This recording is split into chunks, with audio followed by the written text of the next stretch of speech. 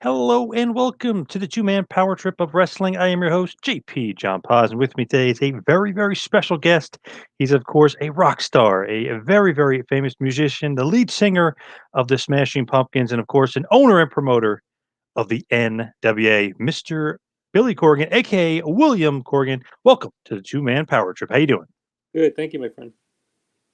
So, what's going on? What have you been up to? I know you're very, very busy with the NWA. Yeah, we're just gearing up to do another pay-per-view on June 6th at 4 p.m. Eastern, and have a great card for that. And we haven't announced it yet, but we're pretty much ready to announce it. The main event will be Trevor Murdoch versus Nick Aldis for the NWA World's Heavyweight Championship, and then we go into some TV taping. When Our Shadows Fall, June 6th, like I said, 4 p.m., Fight TV. How come the time slot there? Is that just a good time slot, you think, for you guys? Does that work for you? Yeah, because I think in that case we don't have to necessarily worry about whether anybody else is running that night. I think our first pay-per-view there might have been a WWE pay-per-view where there was going to be or something, and so we were like, let's just try to do an earlier one. It seemed kind of apropos to the product.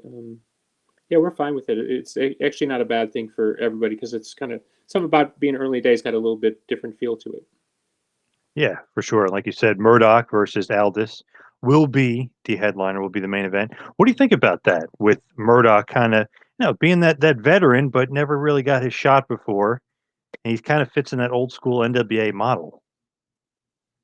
Well, I don't. I mean, I get the old school thing, but to me, talent is talent. Um, Trevor's always had talent, always had the size to be a champion, and he can certainly work his butt off. I mean, he busts his butt in the ring like just about as good as anybody. And being trained by somebody like Harley, as was Nick, he learned the game from the ground up, and so I'm proud to work with him. And I don't know. I mean, I'm not being contentious, but I mean, to me, old school is the school. You know what I mean? When I Yep. grew up watching Harley race and Macho Man and you name it, all of them, Dick the Bruiser. I mean, they were big, big, burly, intimidating people, and to me, that just never gets old. I get we're in a kind of a different revolution right now, and there's a lot of great people who are super talented. I was talking to Chris Jericho the other day and was talking about how, there was that period before he came over from WCW, uh, Eddie Guerrero and Dean Malenko, where those guys were really getting over with the fans, but they were kind of being held back because of the way that the traditional wrestling booking would. I think that's an important thing that happened. I mean, they kind of broke that glass ceiling, and Chris Jericho is as great as anybody who's ever come down the line. But still, if we're talking about like the physics of the world, a 7 foot tall man should be able to smash the pieces out of a 6 foot tall man. That doesn't mean always, but that means most of the time. So I believe in that orientation in our world. And so Trevor fits right in with that. And he's a big, intimidating dude. To me, old school is a compliment though, because I love the old school guys. That's like my bread and butter as being a fan is mid '80s and then forward. But just I love the old school guys. He to me is a throwback to a Harley race. I mean, that's kind of obviously trained under him, but that's who he kind of reminds me of. Just that old school style, like you said, the big burly guy. He's a little snug, maybe a little stiff. I just love that style. Yeah, I don't know. I mean, look, we have to put these talented people on television.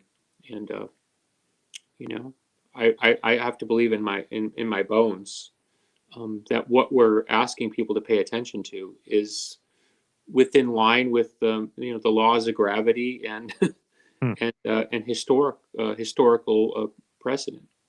And so we started just before we came on air. We were talking about a mutual friend of ours, Just Incredible.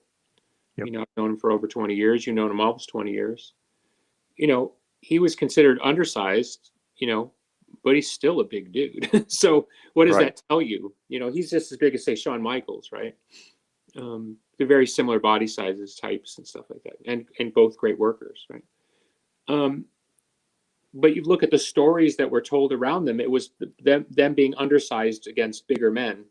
A Terry Funk or an Undertaker. That was part of the dynamic that I think was attractive. Was when they were able to fight out from underneath that. that's part of what created the interest in them as characters. I just have a hard time believing, it's like how they book, space movies these days. It's like, anybody can beat anybody if somebody wants to believe it, and I just don't believe in that personally. Yeah, I got you. And it's funny, like PJ nowadays would be a big guy in most of the wrestling world, and Bret Hart and Michaels would be big, according to most of the world, because the wrestlers have gotten smaller and smaller. There's no doubt about it. But I love those big guys. Nick Aldis, for instance, big guy, huge guy, 6'4", probably 265, 270. I mean, he's a big boy as well. Yeah, and look, one thing I always like to point out too is one of the greatest matches I ever saw was Rey Mysterio against the Undertaker. And the whole match and the whole dynamics of the match was predicated on the fact that Ray had to chop down, this unstoppable force. But it had to do with Ray's speed and agility and his innovative offense. It wasn't just because he did something well. You know what I mean? Yep. The story in that narrative is what I like to key upon. And so, yeah, I mean, you see it now where promotions have champions that are, 5'9". I mean, that is their world champion. I'm sorry, I think it's a very difficult thing to ask the public on some level beyond what I call the wrestling bubble. There's no doubt that some of the people working right now are some of the most talented people to ever work in the ring. We're just talking, you and I are talking about the dynamics of, like, let's call it the laws of gravity within the bubble that we're in. And I think one thing that's difficult is trying to convince people outside the wrestling bubble, people like you and I that really follow the business, why it's valuable and why it's important. And when they tune in and they don't see that kind of law of gravity, I think it makes it very hard for a mainstream or a general fan or even a lapsed old school fan to really engage with the product on a deeper level, because they're being asked to suspend a disbelief beyond a particular point. Right. As far as like some guys being smaller and bigger, are you maybe more apt to bringing on the larger than life guys, the guys that we're kind of used to, the Hogans of the world? You know what I mean? Like Nick Aldis would be this day and age because he's bigger than 90% of the guys maybe in other companies. Is that like the guy you want to bring in, those bigger guys, Chris Adonis, like the big guys, larger than life characters?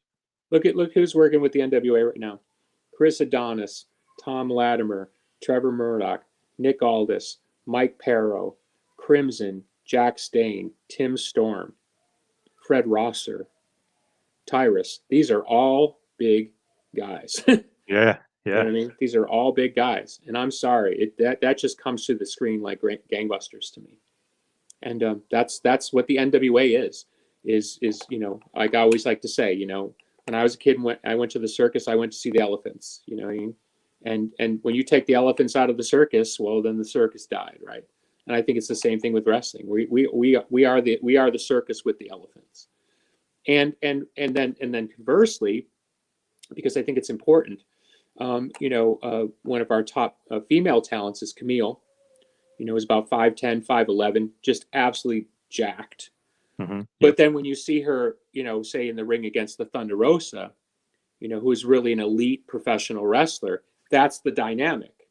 So even though Thunder Rosa, say 5'4", she has great power, great striking, great agility, and that's the story. So if we don't have size, we want top line agility. And that's not to say people with size don't have agility. Obviously, a Nick Aldis is the full package.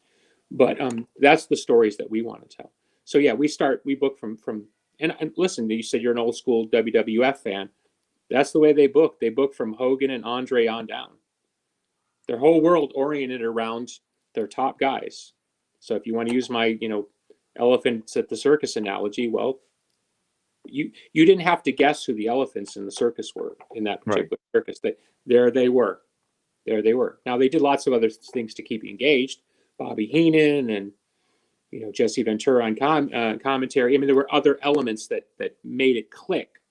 But at the end of the day, if you're 5 years old or you're 65 and you're watching that product, say, let's say traditional wrestling, 85 and before, maybe heck even early 90s and before, you did not have to guess who was the biggest elephant in the room. And I think I'm not to overemphasize the point. That is really, really valuable to me. Sorry, there's a crying baby in the background. If you Oh yeah. No problem. I'm 54, but I got a 2-year-old. So Wow, I didn't realize you were that old. Damn, I would have Yeah, said younger. I would have thought younger. that old. Yeah, no, trust me. I mean, it's crazy. We're just about to celebrate the 30th anniversary of the releasing of the first Smashing Pumpkins album, which is just totally wild. This literally 30 years ago, probably tomorrow or something like that. Man, time flies. Whew, I remember being, God, I was 10, I guess, or almost 10 when it came out. So, man, wow, time Yeah, flies. that's Where where I don't know you where lie. it goes. That was only one when it came out. I missed it, but Right. Just it I mean, it's just crazy the way, like, the wrestling business has changed in the last 30 years too. Because Hogan is on top of the world, the Ultimate Warrior, Andre the Giant, and nowadays, you're right, it's a lot of the smaller guys. So I like how the NWO is kinda keeping it with, the bigger guys, and Nick Aldis just sticks out to me because what is it, 840 days right now or something with the NWA World Title? I mean, it's quite a reign. yeah, I mean, even some people like to criticize that we didn't do much during the pandemic, but he did work during the pandemic. So it wasn't like he just sat there for a year and didn't work. He went out and did matches. Um, Obviously, he didn't have the same ability to publicize the matches because our television side was down. But no, Nick's been incredible. I mean, he's just can't say enough good things about him. A real leader. In the locker room, in the ring, behind the scenes, just a total stand-up dude.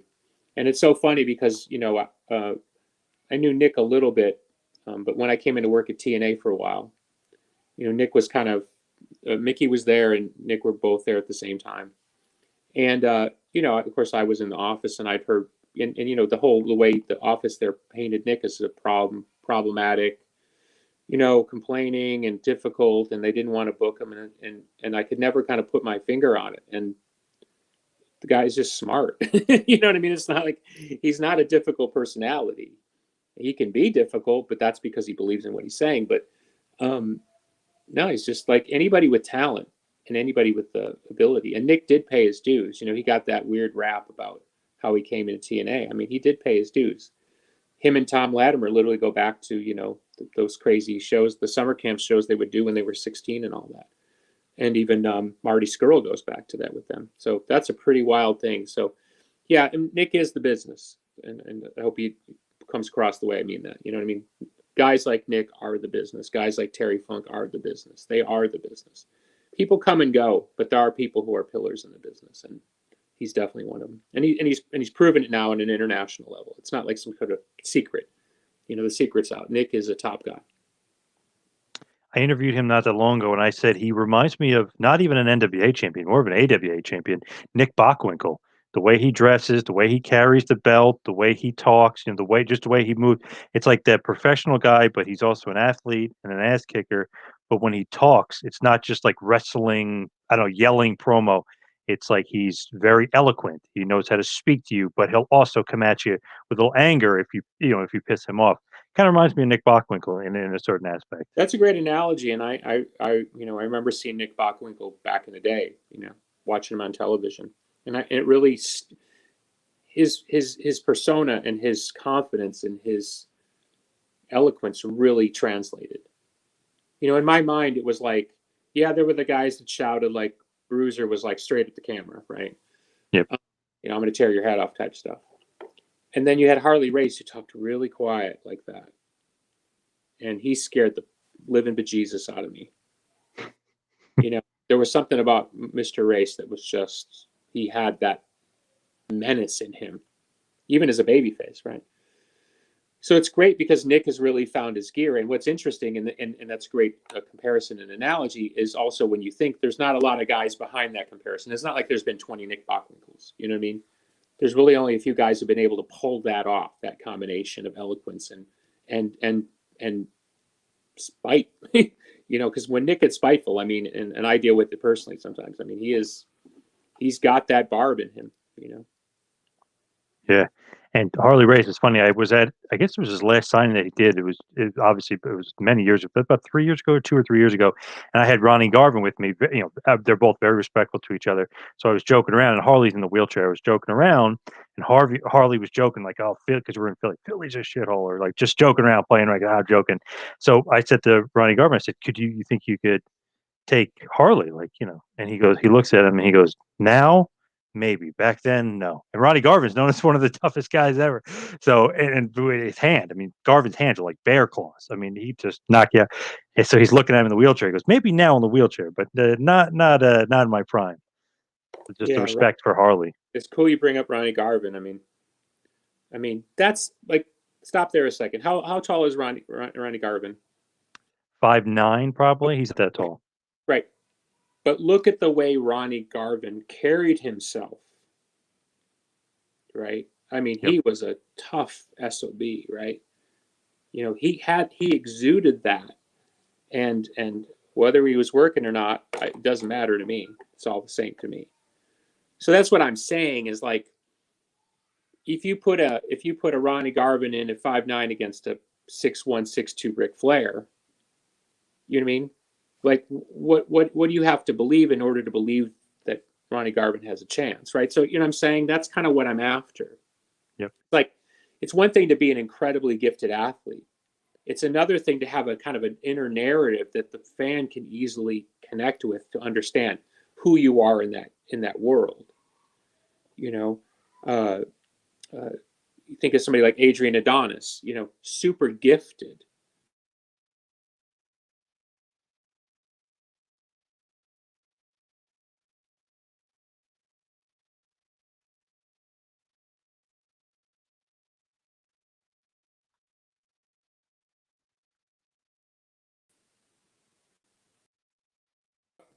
Oops, sorry about that.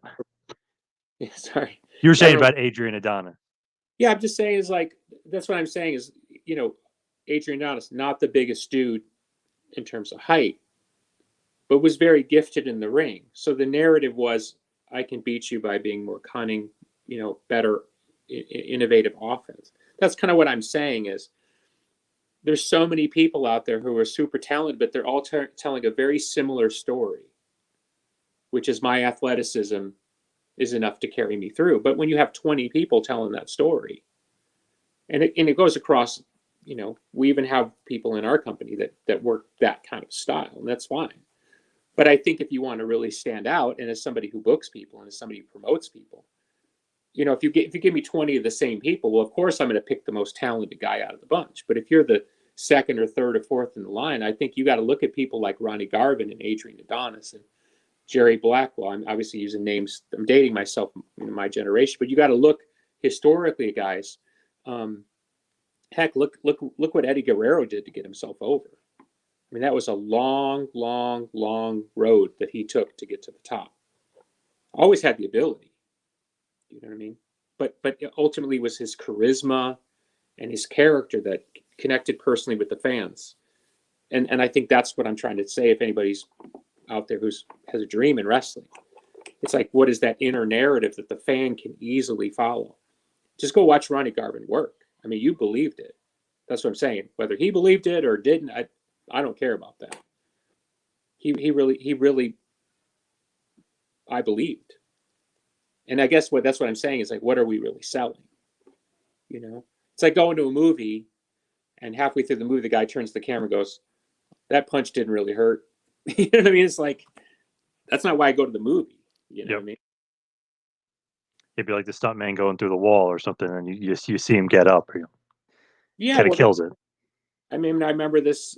I can't remember the name of the wrestler, but there was a spot where, when Jim Cornette went off on the wrestler, where the guy took some kind of crazy bump, and he just got up and walked away.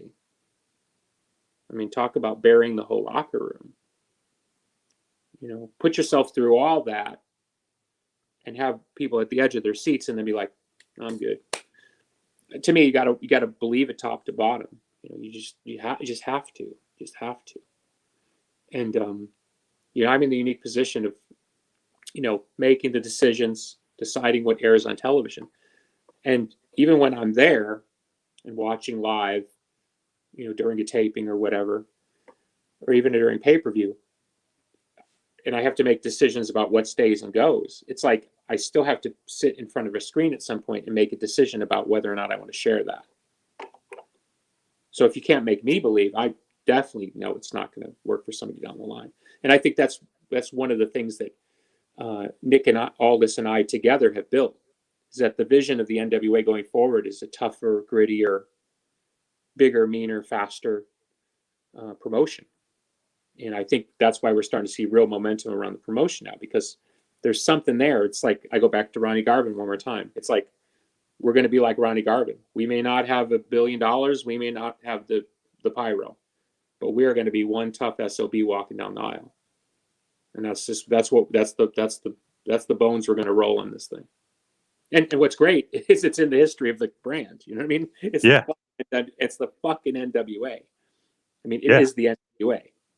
And by the way, Shane Douglas, who I liked, Shane Douglas, who I like. I was thinking of something from the past. That's why I used past tense. Shane Douglas, who I like, famously threw the title, I don't remember what it was called back then, CCW or whatever, But when Shane threw that title, I mean, I get it. I was in a band that did the same thing with hair metal. You know what I mean? We did that too. Yep. So I get it. I never really had a problem with it like that. But the fact of the matter is we've taken that title out of the trash can and shined it back up, and we're fucking back, man. It's cool. It's a cool thing. Have you noticed with like gone from YouTube on Fight TV, is that the momentum? Has that kind of been good for you? Is that positive momentum? Yeah. Look, I did this. Talk about music for half a second. I did this thing for a while where I was giving away music for free. I thought, oh, this would be great. 1 million people listen to it because it's free. Less people listen to it. Okay. When we were doing pretty good numbers on YouTube, putting power up for free, yeah, it was great. I mean, people were talking, there was a buzz, but then it just kind of stopped. Because as Elvis's manager, Colonel Tom Parker, used to say, how much does it cost if it's free? Right? It's like, what is the real value of something if you're giving it away?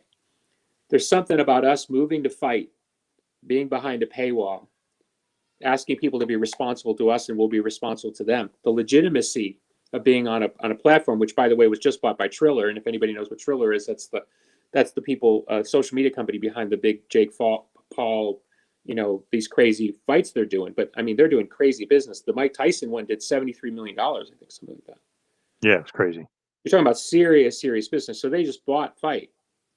So we're in business with some really serious people, and the future of television, as everybody knows, is online. I mean, you and I are doing TV right now. We don't need anybody's permission. We're doing TV, right? So I think the legitimacy, the history, where we're going with the company, the roster. I mean, pound for pound, you look at who we're putting on television in terms of quality of talent. Because obviously, look, right now it's WWE and AEW. They're running the thing. Big companies, big TV deals. Well, beyond that, it's a big crowded marketplace, and you have to kind of cut your way through, and we're fine with that. And we will emerge out of this. Let's call it this other tier. We will emerge as the victor of this tier, and then we will position ourselves to make a serious run at the top. It won't take 2 months. But it will happen, and when it happens, I think you're going to see a lot of people come out of the woodwork. Not just old school fans. I think you're going to see a lot of young people come out because they're going to recognize that level of toughness, I think, does translate.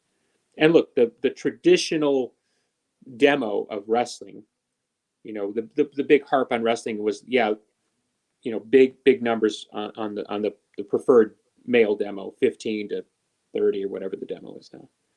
Wrestling's always done pretty well, but there's also been surveys over the last 5-7 years that wrestling's audience is getting older. So credit to Tony Khan for bringing young people back to the table. And obviously they're watching incredible athleticism in the ring. And I like to think there'll come a point where we'll give them another choice, which is they'll see incredible athleticism with incredible toughness. That's not to say that people in AEW aren't tough. The Thunder Rosa Britt Baker match, that was tough. Jericho taking bumps off top of a cage and all that stuff, God bless. I'm just talking about sort of the tone of the company. Right. The tone of the company. You mentioned Tony Khan. Any sort of relationship there? Because obviously Serena Deeb and Thunder Rosa, NWA Women's World Title, is on AEW. Is there any sort of relationship there with you guys, or not really? Yeah, no, I met Tony actually. He had come to one of my shows with a mutual friend, Chris Nowinski, who wrestling fans would know as Chris Harvard, but now is very much in the concussion research field. Yep. Chris is doing amazing work in that field, really, for making sports, particularly for children, safer, and actually all professional athletes that involve contact, including wrestling. And so we'd met back then, just kind of socially. And then when Tony looked like he was lining up to launch what is now AEW, we had a conversation then to sort of see where he was going, where I was going, and so we've stayed in touch. And then we built a business relationship on top of that, and he's just been a great business partner. I can't say enough good things about him as how he's been in terms of the business side of the thing. Having the NWA women's title on AEW television has been super valuable to us. Tony kept the name of the brand up when we were shut down for a while due to the pandemic. And then Tony allowing his talent to come wrestle on NWA television is huge. And of course, Tony helped bring Thunder Rosa to national, international prominence, as she should. She's an incredibly talented person. So that's been a cool relationship, I think, for everybody involved. I think a lot of people, myself included, think Serena Deeb and Thunder Rosa also raised their women's division up because their women's division was like, it's like kind of like here and there. Once you get Thunder Rosa and Serena Deeb, two of the best women's wrestlers out there, kind of raises their game too of Britt Baker and whoever they're wrestling over there. Yeah, I mean, I think it's hard because I see it more from the inside. You know, you can put 10 great wrestlers on a piece of paper and book them in your head. It's another thing to build a culture. And it's taken, I think, Tony a hot minute to kind of put together the way he wants to be run and how he wants it to be presented. And I think the great thing is Tony's demonstrated that when, particularly as we're talking about these talented women, as they put themselves in a position with the audience where the audience is interested, he's responded in kind and given them the spotlight. You can give somebody the spotlight, but it doesn't mean they're going to shine in the spotlight. Right. I mean, let's go back for a minute on Serena Deeb. I remember when Serena first came in WWE, and she was basically part of the Punk faction. I can't remember what it was called. She was just basically kind of working as a valet. And then she was out for a long time because of health concussion issues, I believe was the case. And so, my indelible memory from that time was, she was a talented, very good looking woman, very talented, very charismatic, but I can't particularly remember the wrestling part of the equation. And I would have people tell me through the years, oh, she might be coming back, because I think she was in kind of a pseudo retirement for a while. If I'm wrong on that, please don't quote me on that. But the point is, so I had a kind of a general impression as a fan of somebody who was talented, but had never been given the ball and allowed to run with it. If she had the ability back then, I don't remember seeing it, is what I'm trying to say. There's no mark on her because obviously it's WWE books the way they book. But man, since she's come back at that level, I mean, talk about impress. I mean, that's what I'm saying. In my own mind, she's gone from somebody who was like, oh yeah, she's pretty talented to like, holy cow, what a incredibly talented professional wrestler on every level. So proud to be in business with her. Every time she wrestles, she always surprises me. It's like, oh wow, she stole the show again. Like the crowd goes like every time. It's one of those things. It's like she's got that thing about her. She's just a really good worker. I know Rip Rogers, a legendary trainer, had a hand in that and OVW and stuff. But she is really, really good. She impresses me almost every time she's out there. Yeah, and here's the thing. You can't teach charisma. There are people who they can do everything in the world, but charisma is like that weird X factor. And you look at a Thunder Rosa, you look at a Britt Baker, you look at a Serena Deeb, they just have that magical charisma. And then when you put that together with the physical ability, the in-ring acumen, I mean, that's why they're stars. And so it's a real pleasure to work with people at that level, with that level of talent, because literally you just kind of sit back and just kind of let it happen, So this, that's one of the best parts of being in this business. When he wants Tony, meaning he wants to use her for like AEW Dynamite or for the pay per view, does that go through you like immediately, or does that like weeks in ahead? Because she's going to be on that pay per view Double or Nothing on Sunday before your pay-per-view on the following Sunday. Is that something that he has to okay with you? It's already planned in advance. Like, how does that work? Yeah, we work everything out. Like I said, Tony's been an incredible partner. Um, I've yet to be in an instance where I didn't feel the NWA or myself was in any way not totally respected. Our communication is great. We talk fairly often. He's obviously a really busy guy. He's also, Right. don't forget, he's an executive for an NFL football team. So I try to be judicious in my access, not because I think he would be bothered by it, because I'm a super busy person too. So, and when we do talk, I think we always try to keep it to what's most valuable. So yeah, it's been great. I'm definitely a fan of Tony. He's been a breath of fresh air to the business, but also I think to work with. So really, really pleased with that relationship, and it's great to see their success. Because let me put it to you this way, and I'm saying this selfishly now: Tony's paving the way for us to make that argument that there's more room at the table for other people. Because let me tell you, 5 years ago when I would go into those meetings, this is when I was with TNA, I'd go into some of those meetings, and then when I took over the NWA, you'd sit in those meetings and they say it's WWE and nobody else. They didn't care who you were. They didn't care what letters you had. It was WWE and nobody. And you sit there and a quick quote, because I ran TNA for a hot minute. I think TNA's biggest year, they generated something like $39 million of revenue, gross revenue in 1 year. I think that was when Hulk and Bischoff and all them were in the company. That's a pretty big company. You know what I mean? $39 million gross revenue in professional wrestling. I know WWE is this massive company, but you got to remember that's 30, 40, 50 years of building that thing up. All that IP, all the history, all the what's the brand worth, all that stuff. What's it worth to broadcast partners who know if you're signing that check, they're going to show up week after week and deliver. You know what I mean? It's like it's faith in the brand, right? That's a really, really hard thing to do with advertisers, with network executives. It takes a really long time. So imagine 5 years ago when I was in those meetings, it was like they didn't care what I was selling. Because if it wasn't above 40 million, and by the way, TNA couldn't get bought for that, right? If they couldn't make it happen, what were you going to say if you're at this level of revenue or this level of no matter how good your ideas are, right? So now Tony is proving no, there's this whole other thing coming. And I think you also see it in them expanding their programming. They wouldn't be expanding their programming if there wasn't a desire for it and there weren't people standing there going, give us more, because more is more in this marketplace. Yeah, so it's going to be very, very interesting. But again, all credit, because he's helping chop through a forest that would be very hard for me to chop through on my own. Gotcha. And they had the what is it, $45 million TV deal, plus they supposedly just got 10 million more to move over to TBS if those numbers are accurate. But I mean, that's a huge chunk of change for production costs and everything else. But that's great for a non WWE company to be able to do that and get that kind of money from TBS and TNT. Yeah, and look, I don't even think we've seen anywhere near what the limit is. Like True. not even close. Look, WWE in the last 5 years has gotten $2 billion checks. I could be wrong, but generally speaking, that's my I think one was from Fox and one was now from the Peacock, NBC, right? What's WWE's weekly audience? 2 million, 2.4. Remember when they were drawing 8 million? Yeah. Right? Okay.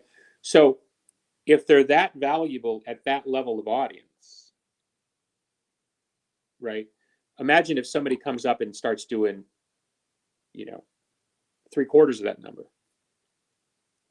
Like if Tony's able to pull up the AEW weekly rating to say 1.5, is somebody writing Tony a check for 300 million? I mean, the business will explode. It will absolutely explode.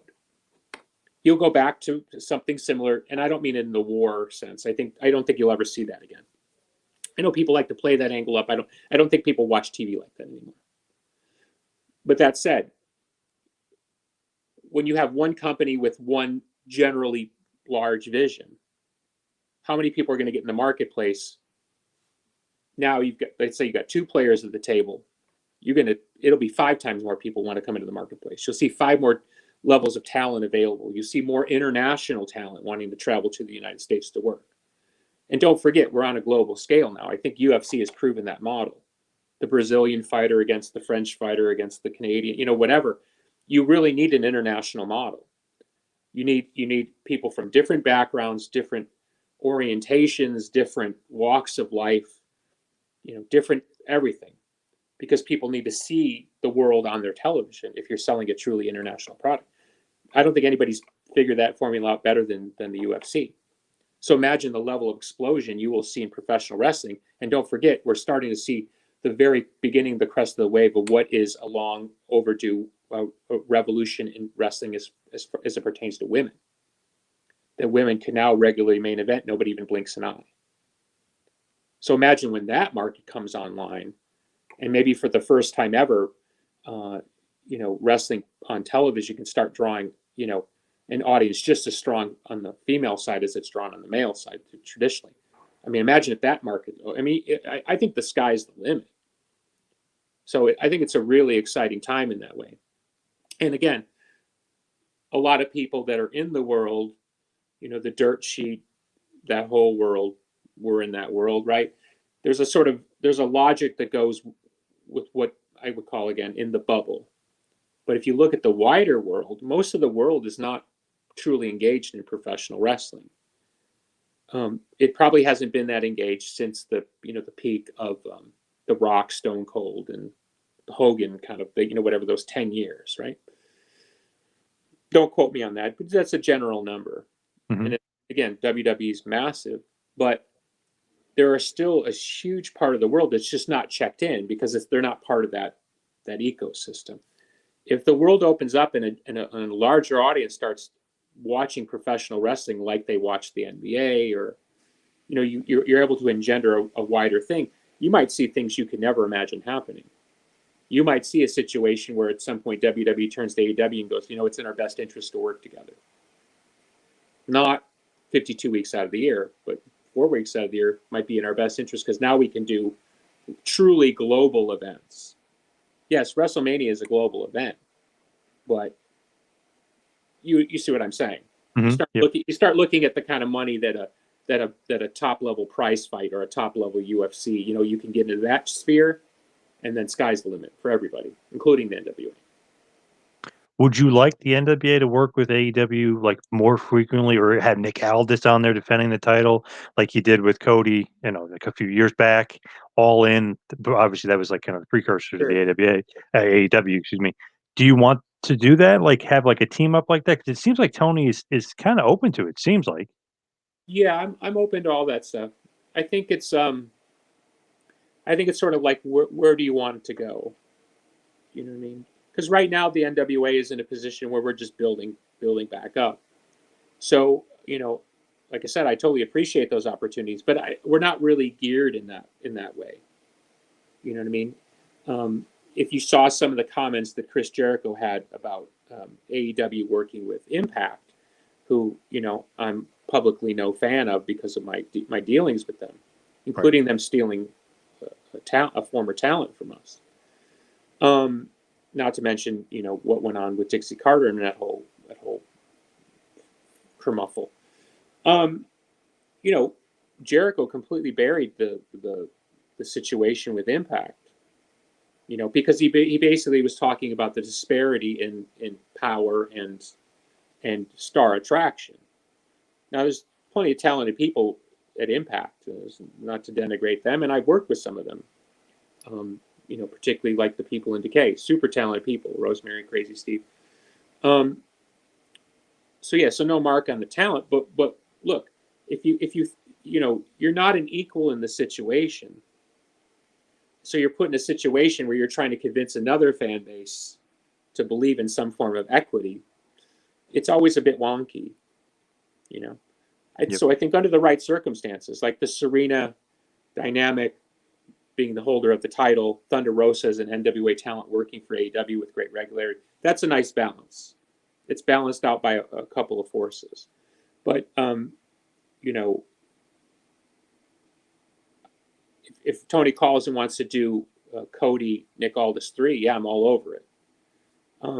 Some of the traditional ways that people work together, invasion angles and stuff like that, no, I don't think that's a good fit for either one of us. Tony's got more talent than he knows what to do with. You know, he doesn't need our talent too.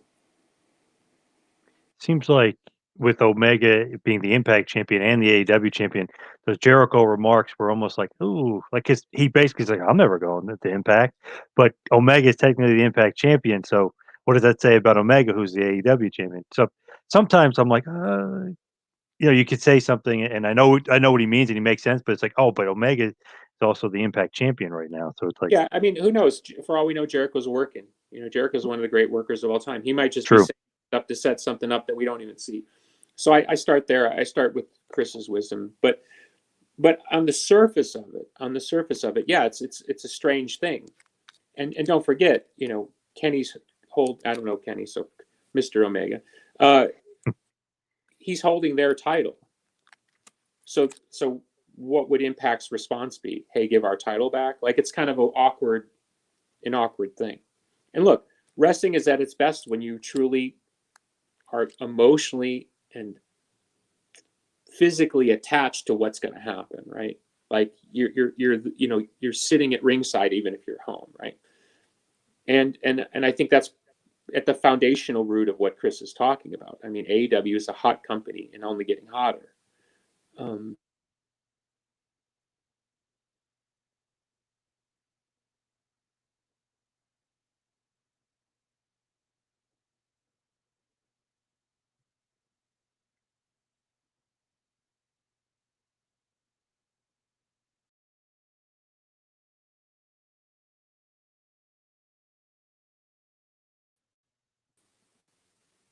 Sorry about that. Froze for a second.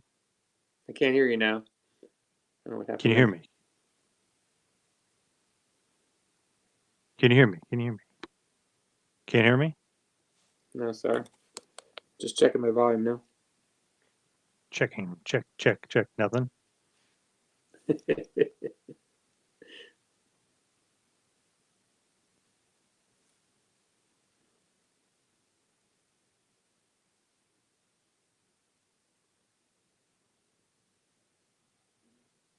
Can you hear me now? Yes.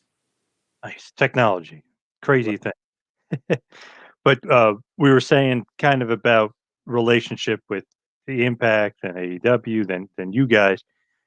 It's to me, WWE is kind of separate as far as the booking and the writing. What do you consider like NWA as far as like the behind the scenes?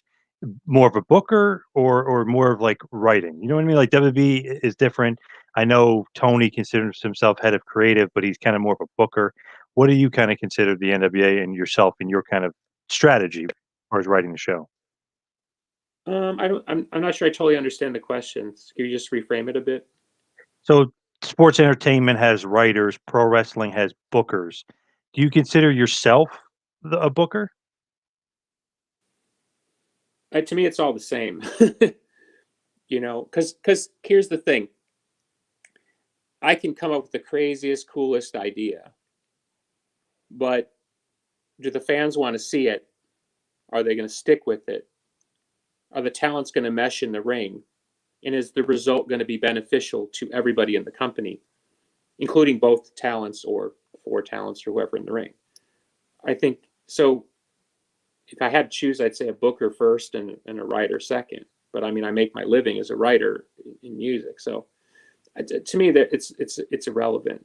You know, I don't mean that to dismiss the question. I'm just saying it's just like, you know, look, I was on the writing staff of TNA for 2.5 to 3 years, and I had to negotiate the politics and things I couldn't control. And so when I left that situation, you know, I had every intention, once I decided to stay in the game of professional wrestling, that I wanted total control of what I was involved with.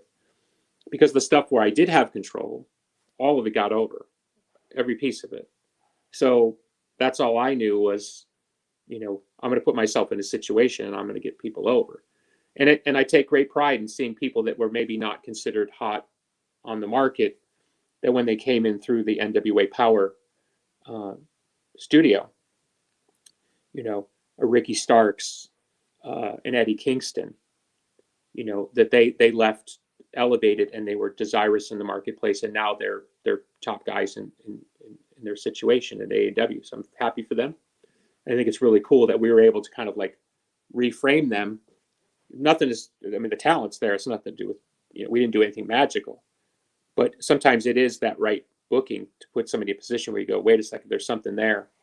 And so it's great that we were able to heat those guys back up because they deserve it. Feel like you guys definitely give them the right platform as far as like, hey, here's the studio, the GPP. GPB, yeah, GPB Studios, and here's the podium, here's the mic. Like a lot of promotions, let's say sports entertainment world, it's more of like here's the script, here's the promo. You guys are like here's maybe a bullet point of what you want them to accomplish, but you guys sink or swim. Here's the podium, here's the mic, Yeah. go. Yeah, what we tell our talent is there's no such thing as failure. As long as you're out there taking a chance, we'll back you up. A lot of times I'll see talent walk back through the curtain and they'll be disappointed that something didn't land the way they wanted it to, and I'll just be like, no, man, you did the right thing. I believed it.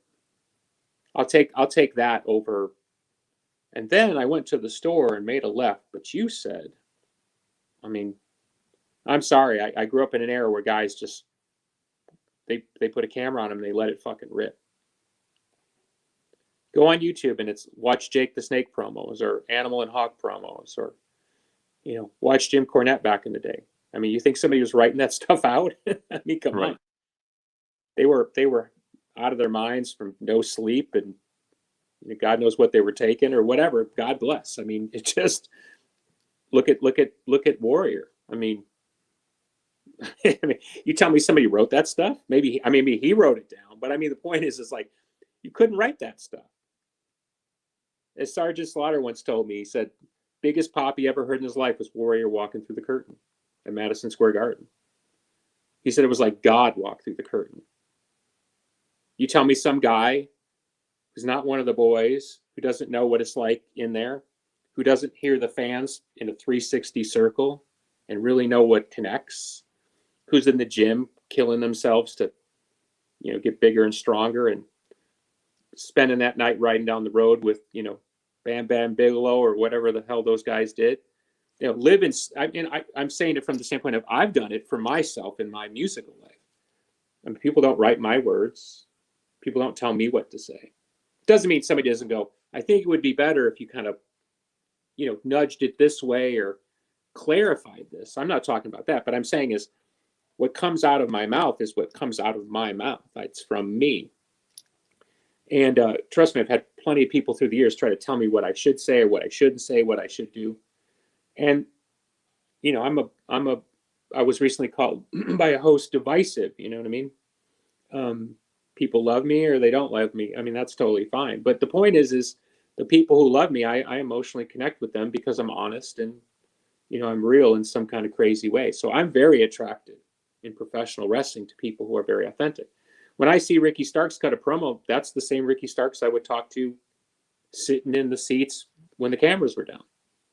It's not like there's a different Ricky Starks. It's like that guy's super charismatic, very intelligent young man. Great. Go be Ricky Starks in front of the camera. Like, turn it up to 11. Let's go. It's not like I had to sit there and say, now, Ricky, da, da, da, da, da. Like, what's the point of that? Nobody wants to see that.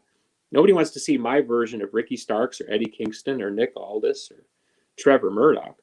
Trevor Murdoch, at the conclusion of the last show, when he went over in the 15-man battle royale to win a shot to face Nick at the pay-per-view, June 6th, on Fight TV. I mean, he cut a promo from the heart talking about Harley and the title above Harley's door, and now he's in a position to be a world champion. I mean, are you going to tell me that's not real? All the miles, all the bumps, all the heartache, all the disappointment.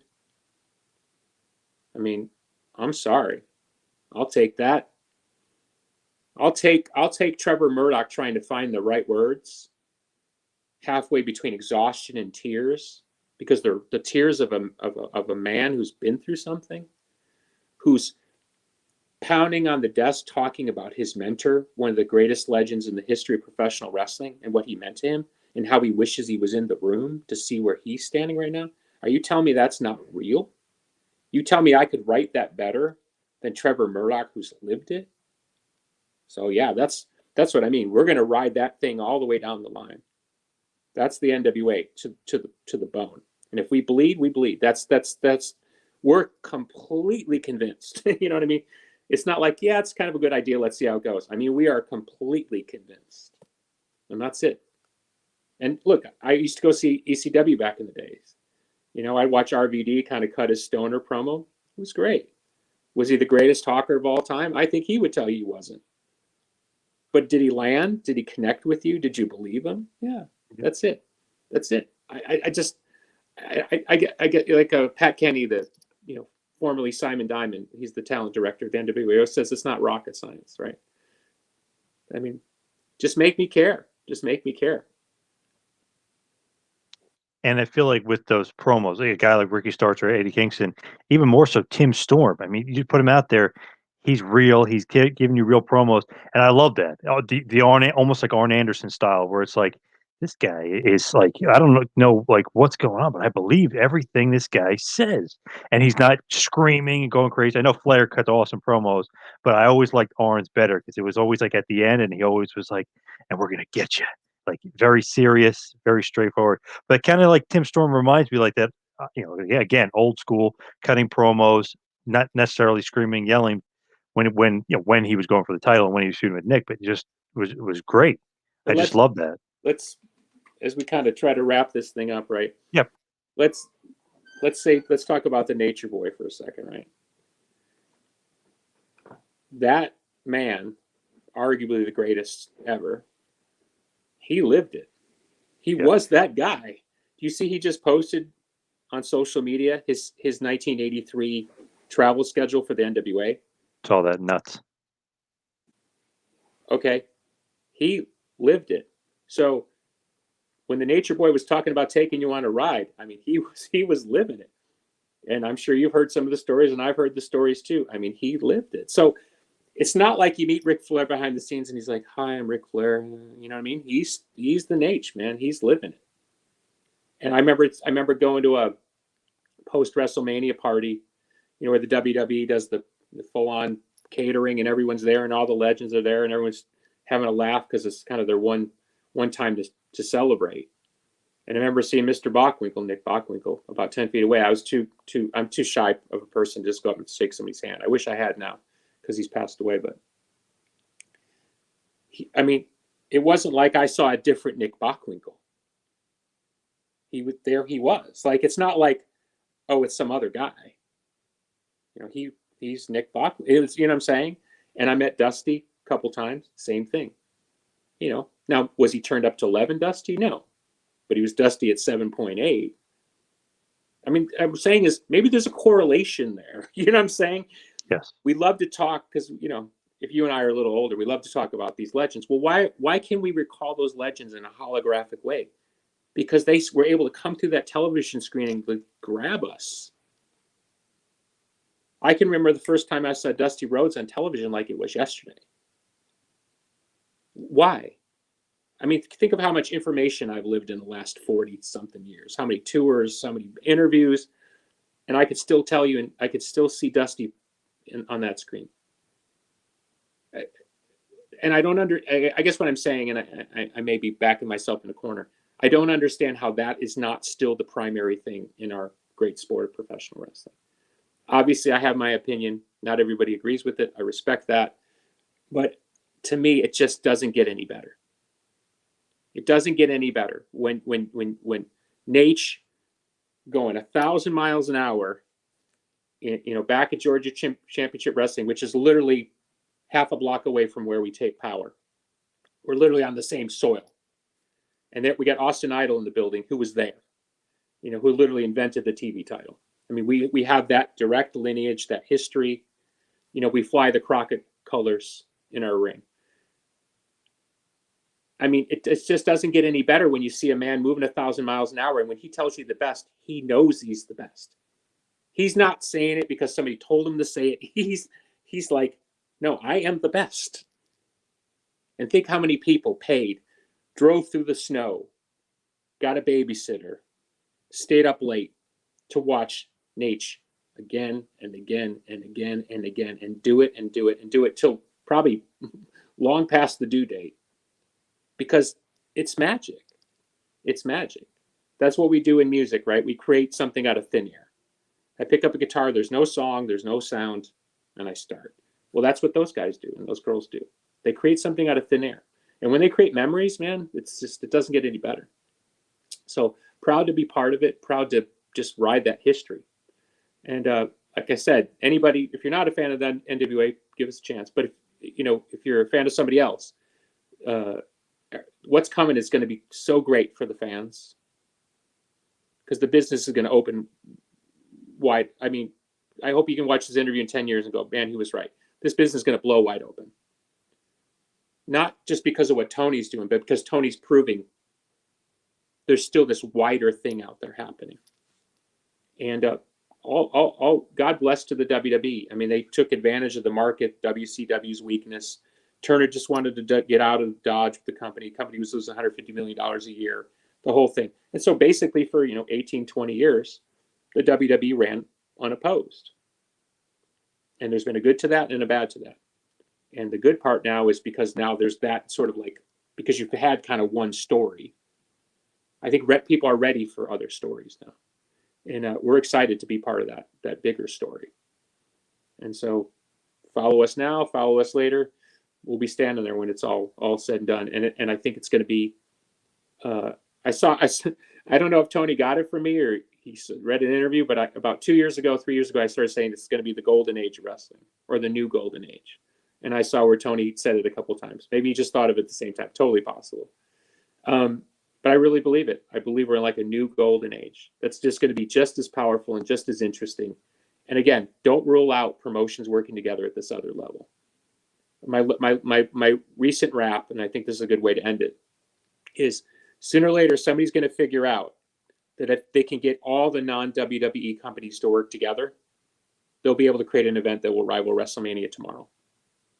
Now, if you're an AEW fan or a New Japan fan, and New Japan's selling out the Tokyo Dome, and AEW is doing sold out shows and big ratings and stuff like that, you'll say, what does that mean? You got to understand, WrestleMania breaks through to the person who only watches one wrestling event a year. So what would it take for everybody non-WWE to do something that would get that person who watches one event a year to watch two? Imagine that. You see that coming down the line, you'll understand what I'm talking about. You get in that situation, the world of professional wrestling blows wide open. Wide open. Because all you got to do is prove you can stand there. And who'd have thought 2 years ago that an internet star like Jake Paul or a retired boxer like Mike Tyson could do that kind of money? No. Crazy. So you tell me that's not there for wrestling? Now, you look at the talent that WWE has under contract, they've been able to kind of control that narrative because they've had a lot of top talent. But now Tony is building up a whole new generation of top talent, whether it's Hangman Page or bringing a great Kenny Omega to that other level, to that mainstream level where he'll be able to go on the NBA show with Shaq and people know who he is. He won't have to be introduced; they'll know who he is, just like Hogan was, and just like Ric Flair was, and just like Dusty was, right? So once we start popping through to that other level, then it gets really crazy. It gets really crazy fast. And that's what I'm saying is, if you're a wrestling fan and you live in this bubble that we live in and you talk shop like we're talking shop, it's all good. But think about the guy across the street that gives you shit about watching wrestling, who might watch WrestleMania because his buddy watches it or his kid want to watch it. One wrestling event.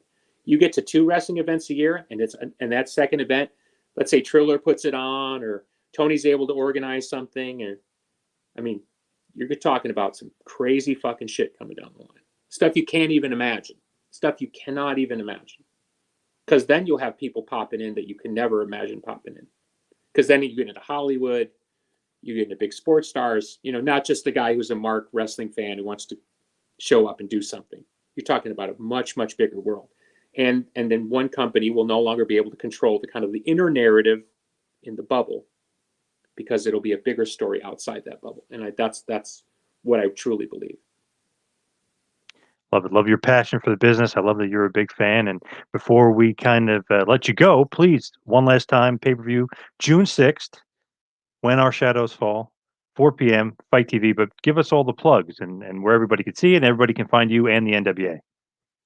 Well, we're on all the typical stuff: Twitter, Instagram. It's easy to find. National Wrestling Alliance. We're on Fight. We're behind a paywall, so it's $5 a month to watch Power, and then pay-per-views, 4 pay-per-views a year.